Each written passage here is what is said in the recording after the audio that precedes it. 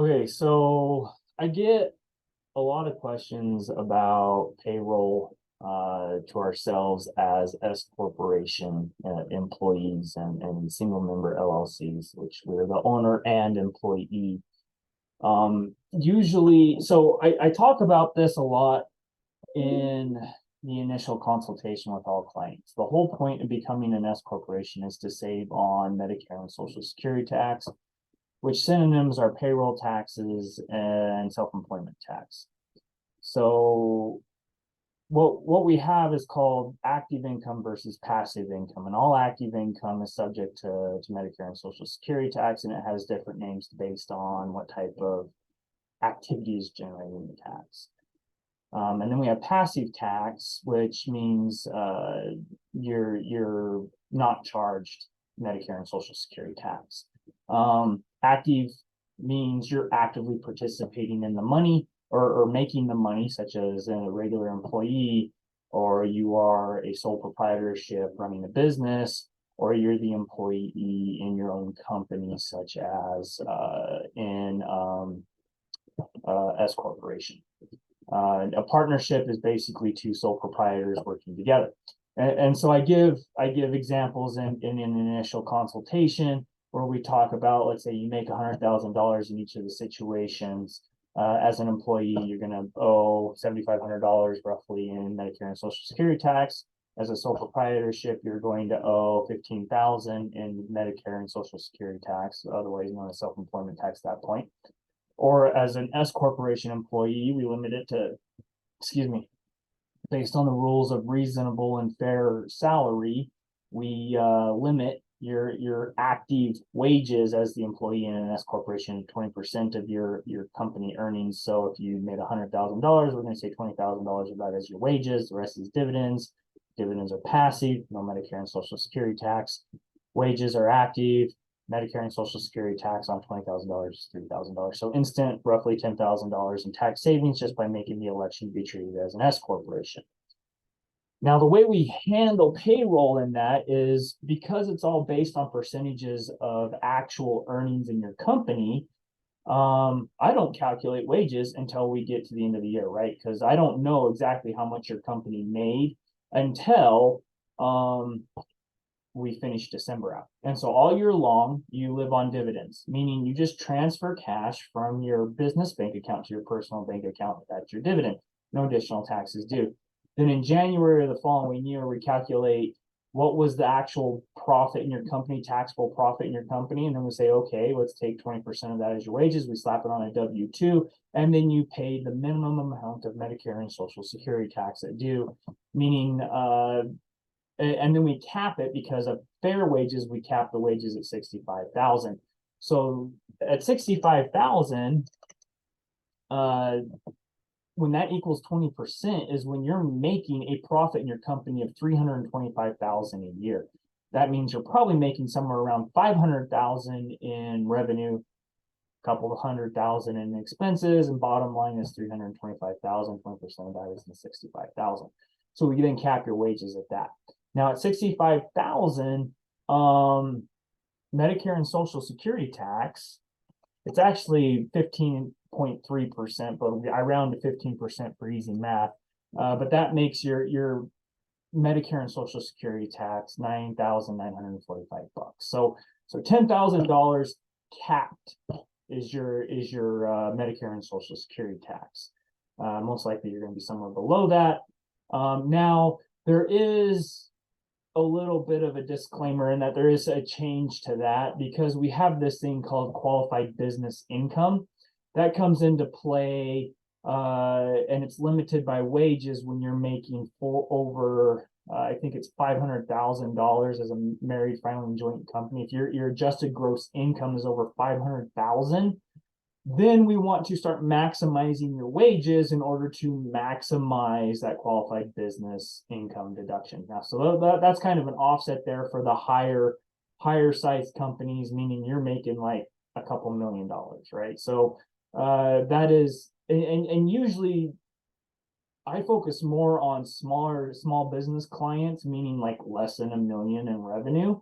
And so most of my clients aren't even anywhere close to that number. So it's not something I really worry about a lot, but as you start to approach that number, then we have additional discussion. But this is the generic discussion for everyone. And 99% of my clients, you're making less than that. And so that calculation doesn't even come into play. And so all we're worried about is really minimizing your Medicare and Social Security tax.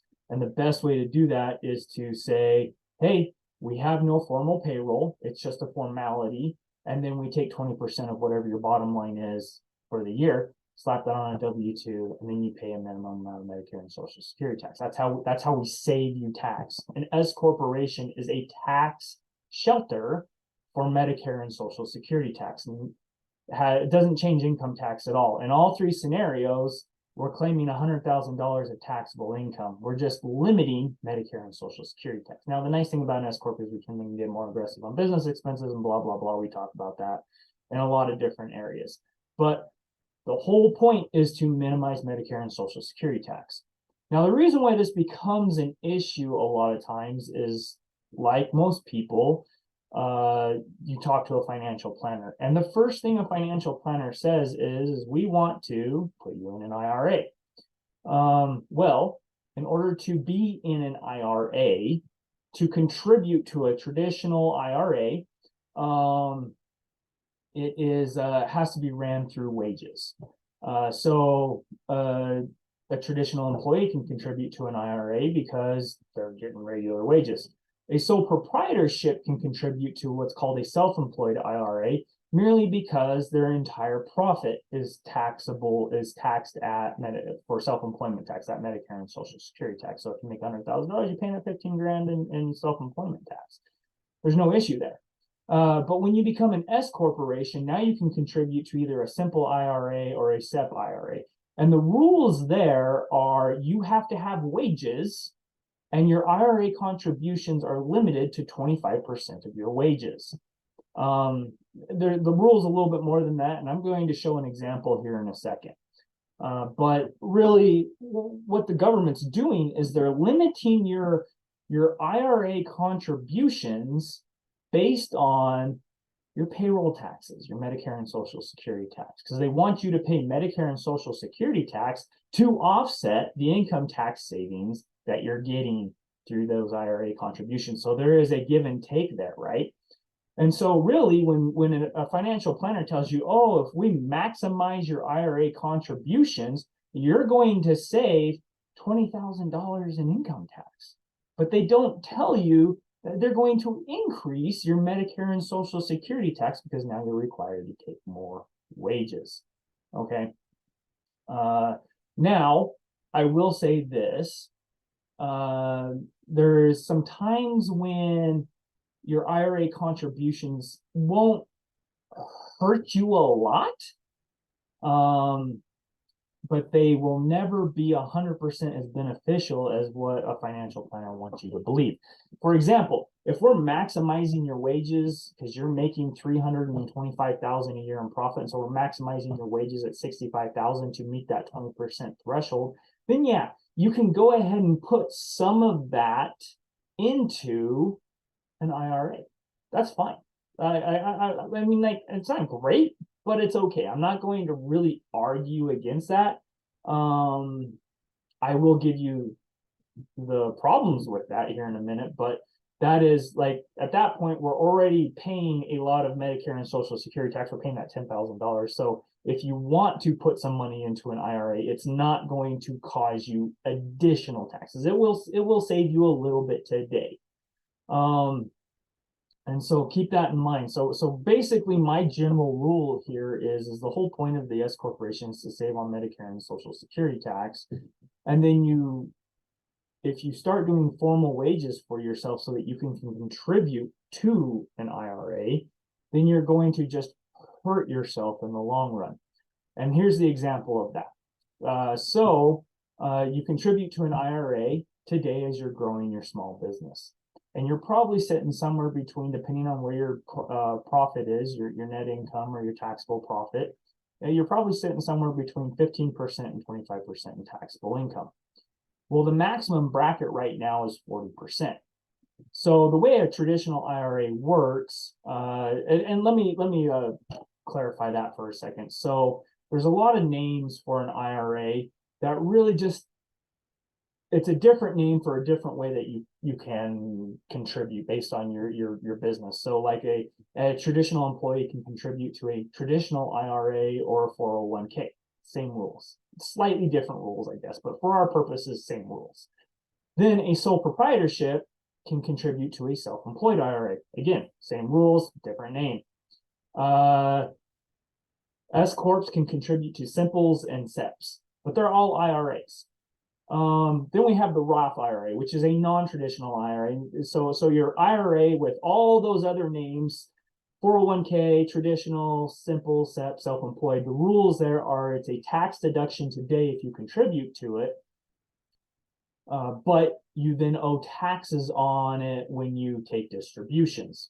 Okay, so and you are required to take minimum distributions at some point. For example, I think the age is 75 right now. It might be, I don't remember. It goes up, it changes, government changes stuff all the time. So I don't keep track of that. That's a financial, but whoever's managing the IRA keeps track of that stuff. So I'm not too worried about it. It just comes on a 1099-R when we're doing the taxes. But anyway, so you're required to start taking minimum distributions based on the total amount that is in your account. So the problem with a traditional IRA is you contribute today at your 15% tax bracket or even 25% tax bracket to save 25% on taxes. And I'm going to show this all here in a second. Only to grow your business, sell your business, buy real estate, build this real estate empire. And the whole goal is to retire as a multi-millionaire, right? So we can, supposedly live on that yacht in the Bahamas or wherever your dream is, right? Like we're working our lives away so that we can retire at some point and be well off financially. Well, what does it mean when we're well off financially? If you don't do proper tax planning, you're probably going to be sitting in the 40% tax bracket. So you contribute today to save taxes at 25%, only to be forced to start taking minimum distributions when you really don't need them because now you're living off of passive income and all these other things. And now you have to pay 40% taxes on it because that's where you're sitting. So you have deferred taxes, and now you're just paying more taxes in the long run. Or the other thing is we don't know what the future will hold. So during World War II, the maximum tax bracket was 90%. So when you look at the history of taxes, we are actually sitting today at a very low tax rates, historically speaking. And the highest rate's 40%. Well, it's not quite 40, 37%, but we round up a little bit because we got thrown some state taxes in there too. But anyway, so 40%. That doesn't mean in another 40 years when you're forced to retire, we're not sitting in a 90% tax bracket. And so now you're paying 90% on those IRA distributions. All right, the offset is the Roth IRA. The Roth IRA says it's paid with after-tax dollars. So you earn your money, you pay your taxes on it, and then you take whatever cash is left over your savings account or whatever, and you shove it into a Roth IRA, and you don't pay, you've already paid tax on that money. So then the idea is that then in 40 years, when you're forced to retire, start taking those minimum distributions, you get that money out tax-free. You don't pay any tax on that long-term capital gains. The issue with that is, one, there's contribution limits or income limits. So if you make something like $150,000 a year, you can't contribute anymore. So if your adjusted gross income or your taxable income is greater than about $150,000 a year, it goes up every year because of inflation. You can't contribute. And if you do contribute, it actually can cause penalties. Now, we won't talk about that, but yeah, like if you contribute, you either have to pull it out or you get penalized on it because you were above the threshold. The other thing is, so the problem with any IRA, so there are all sorts of things you can do with a Roth IRA. There's like, you contribute to a traditional IRA and then it's called a backdoor Roth IRA contribution where you roll it from a traditional to a Roth. that causes additional income taxes because whenever you pull it out, you get hit with that income tax. So you have, it's like all these weird financial planning things you can do, right, to get into Roth IRAs. Ultimately, the government's going to get their share. So what's better? That's the question. Like everyone's always heard, well, let's contribute to IRAs. Well, what's better? There's a lot of other better tax planning strategies. And so I'm going to go ahead and share my screen here. But really, the overall picture is we're trying to minimize Medicare and Social Security tax, and you're actually not saving as much in taxes that you think you are when you start contributing to an IRA, then to only defer those taxes and end up paying more taxes in the long run. That's the overall picture. Now, I'm not the only person that says this. I recommend Rich Dad, Poor Dad to everyone, and I also recommend Tax-Free Wealth, which is part of the Rich Dad series of books. And so here I'm going to share the screen. I'm going to show you a blog post. Get this out of the way. Blog post from the guy that wrote Tax-Free Wealth. So this is Tom Willwright. This is a blog post. This is from 2009, but the rules on IRAs haven't changed in forever. They're the same basic rules. Now there's limit increases every year because of inflation, but otherwise the rules stay the same. And so I just want to pull out real fast. If you haven't read this, I highly recommend it. It's TomWillwright.com. What should I do about my 401k? And like I said, a 401k is really the same thing as any IRA. And he even says that, you know, income taxes such as with a 401k or regular IRA. And again, there's multiple names. It's all really the same thing. You can pause and actually read what he has to say, or you can go to it and read this. But really, I mean, a couple of things I want to pull out is this is a postponing your taxes to a later year in a 401k of over 5,600 pages of tax law in the Internal Revenue Code. Less than 400 relate to postponing or deferring income taxes, such with the 401k or regular IRA. And if you want to permanently reduce your taxes, don't be putting your money in a regular IRA. Instead, invest in something permanent, tax planning, and get those savings every year without having to pay it back. And he says that, he even says, I don't care if you're a traditional employee, there are better ways to be saving on taxes than to putting money into an IRA. You will never get an actual real return on investment on an IRA because you're going to be giving it all to the government. Okay, let me show you how that works. So I'm going to pull open this spreadsheet that I've done. Okay, so here's the max rules for an IRA. All right, so you can take up to 25% of your wages, maxed at $22,500, but total contributions can be $66,000. So what does that mean? You have to you can take up to 25% of your wages, maxed at $22,000, and then the rest is a business expense. So basically, if you like working for a traditional, as a traditional employee for another business, your boss would be paying the difference between 66 and 22, right? So you as your boss, you as your S corporation, the S corporation entity is paying $43,500 as a business expense, and you have $22,500 withheld from your paycheck. Okay, so let's look at this. So we've got the no IRA column here and max IRA column here. So what's happening is we're going to say, okay, total income, total profit out of your business is $200,000 for the year. This is before wages. And then we're going to say, well, here's 20% of wages if we're not taking any IRA contributions. So that gives us $40,000 for wages. Well, when we go back, this is literally just to pay the minimum amount of Medicare and Social Security tax to keep the IRS off of our back. So $40,000 of wages means we have payroll taxes of $6,000. Okay. But when we get back to our 1040, and I've talked about this in another video, all of this adds back together. So then we get right back to our adjusted gross income of $200,000. Wages plus business income gives us our $200,000, right? Then we get the standard deduction, we get that qualified business income deduction I was kind of touching on before, that at higher AGI adjusted gross income, you actually start getting this limited if you don't have enough wages. So then that's a different calculation, but this is, before that limitation. So total deductions, $45,000 gives us taxable income 154. We're gonna just estimate effective tax rate at 25% plus our payroll taxes. So then we have total taxes of $44,600. Okay.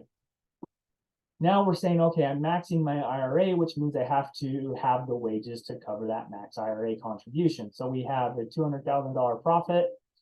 We throw in that $43,000 of the business's portion of the IRA contribution. In order to maximize the IRA contribution with that $22,500, we have to have $90,000 in wages. And so you'll see that formula right here. 22,500 divided by 0.25 gives us $90,000. So that's our wages, which means we're going to have payroll taxes of $13,770 or $13,770. You'd think I work with numbers all day, be able to say the number right. All right, so then we have total business income after retirement contributions and wages gives us 66.5. So we add the wages back at the 1040 with the business income gives us total AGI of 156,000. We throw in our portion of the retirement contributions, then increases. Oh, wait a minute. Our QBI deduction now goes down because it's based on business income. So our QBI goes down, but we still get the same standard deduction. So our total deductions actually is only slightly more. So we got taxable income here is significantly down because we had significantly less business income. Effective tax rate, 26,000. Payroll taxes jumped way up, almost doubled.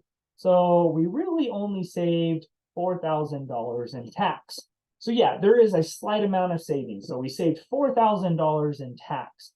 But the problem is when we're forced to start taking those minimum distributions, so we're up in the 40% tax bracket, and we contributed the total of 66,000. So what's 0.4 times 66,000? So for $4,000 of savings today, we're most likely going to be paying $26,000 of taxes in the future. That's huge. No wonder the government loves this program. I would be totally, if I was the government, I would be incentivizing financial planners to push this as well. Because then the financial planner is also getting their cut of this, right? They're getting their commissions off of you too. So not only are you paying this additional in taxes over the long run, you're paying commissions to whoever is managing your IRA. So then you're out more money. And then the other thing is this money's locked away.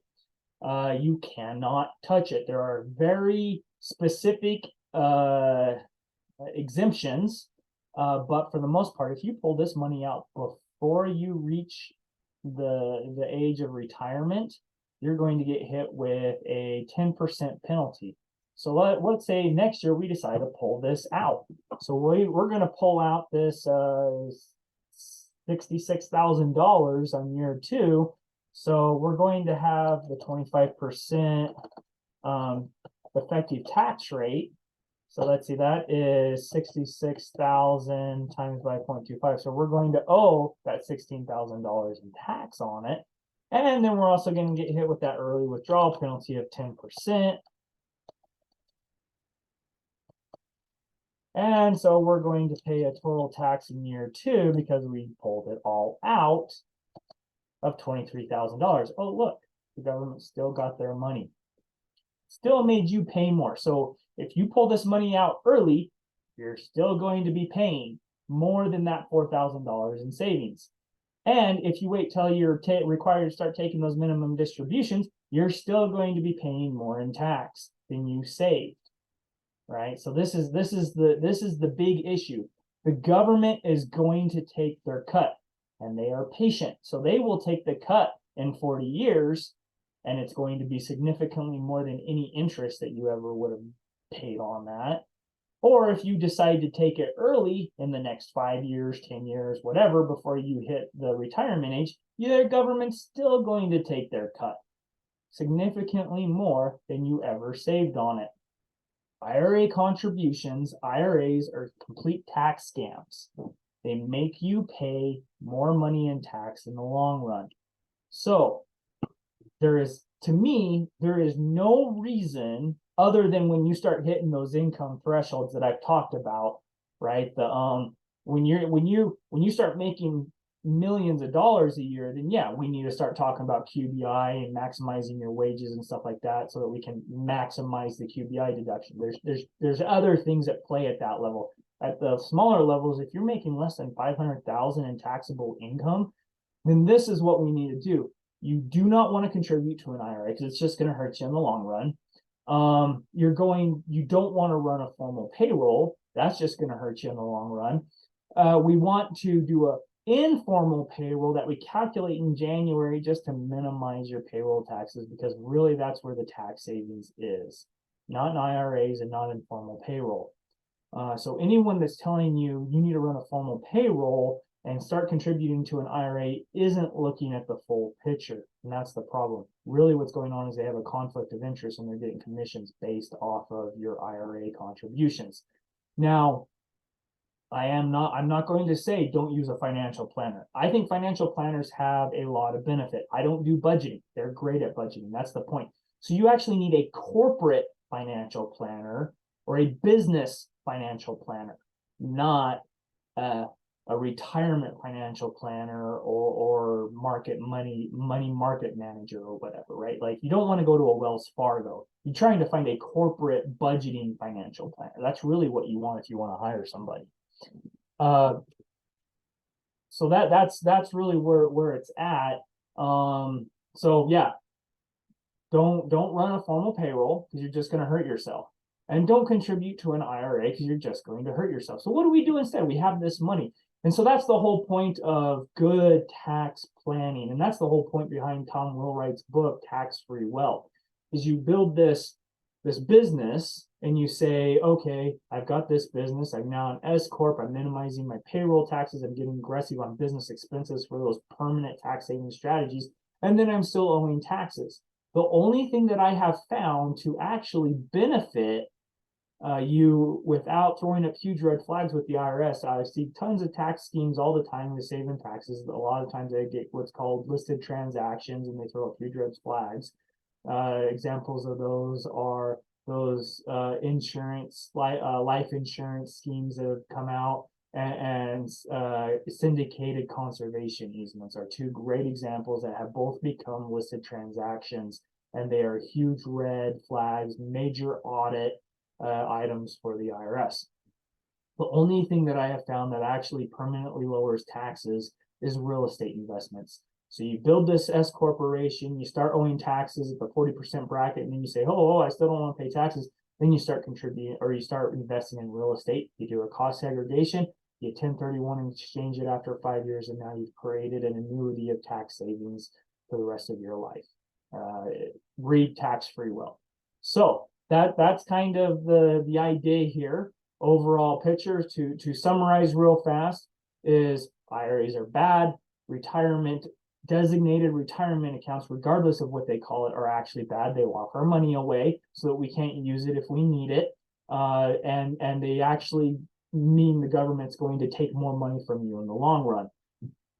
So we run payroll as a formality at the end of the year to slap a number on a W-2 to keep the IRS off our back by paying a minimum amount of Medicare and Social Security tax, which I have defined to be 20% of your bottom line, capped at $65,000 a year. So that's kind of the summary here. Don't run formal payroll. Don't get into IRAs. If you're looking for tax saving strategies, let's talk about real estate investments. And if you're saving up for real estate investments, just go open a standard stock portfolio somewhere. Throw your money into an E-Trade account. It's not retirement. It's a standard stock portfolio. Manage it yourself. I can give you some suggestions there. Or go hire a money manager to manage a standard portfolio. Don't use a retirement account. Anyway, I hope this is beneficial for everyone. And thank you. Let me know if you have any questions.